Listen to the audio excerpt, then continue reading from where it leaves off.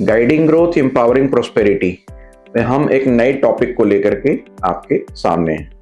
अब हम तीसरे एस्पेक्ट्स को समझते हैं और जिसका नाम है रिटर्न। आप जब भी कोई इन्वेस्टमेंट करते हैं तो एक रिटर्न की एक्सपेक्टेशन के साथ उस इन्वेस्टमेंट को करते हैं। और रिटर्न क्या है? एक ट्रेड ऑफ है बिटवीन लिक्विडिटी एंड सेफ्टी। आपके लिक्विडिटी और सेफ्टी के बीच में आप ट्रेड ऑफ है। इसका मतलब है कि यदि आप रिस्क को थोड़ा बढ़ाते हैं तो आप रिटर्न की ज़्यादा उम्मीद करते हैं, रिस्क को कम करते हैं तो रिटर्न की उम्मीद कम करते हैं। इन ट्रेड ऑफ के बीच रिटर्न इस बात को इंश्योर होनी चाहिए आपके गोल्स के लिए कि आपका लगाया हुआ पैसा किस तरीके के रिटर्न दे रहा है। वो कैपिटल आपके कैपिटल को अप्रिसिएट कर रहा है, जिसको हम कैपिटल अप्रिसिएशन बोलते हैं, या साथ में कोई अलग तरीके की रेगुलर इनकम भी दे रहा है, जिसको हम अलग अलग तरीके के इनकम के नाम से जान सकते हैं। कैपिटल अप्रिसिएशन मतलब आपके पैसे का अप्रिसिएशन, उसके एक एस्पेक्ट हो सकते हैं, और उसके कैपिटल्स के ऊपर गेन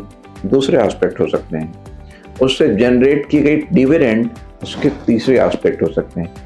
यदि आपने अपने कैपिटल के रिटर्न को इन एस्पेक्ट्स के बेसिस पे और साथ में अपने एग्जिट लोड की एस्पेक्ट्स के बेसिस पे भी डिटरमाइन करके इन्वेस्टमेंट किया है, तो आपको अपने रिटर्न को मैच्योर करते समय, अपने पैसे को वापस लेते समय इस बात की बेहतर संभावना रहेगी कि आपने जो रिटर्न एक्सपेक्ट किया है वो रिटर्न ही आपको मिल रही है।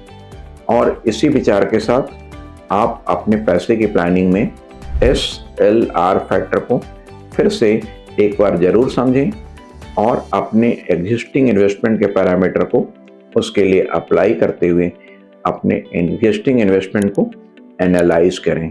Mutual fund investments are subject to market risks. Read all scheme related documents carefully.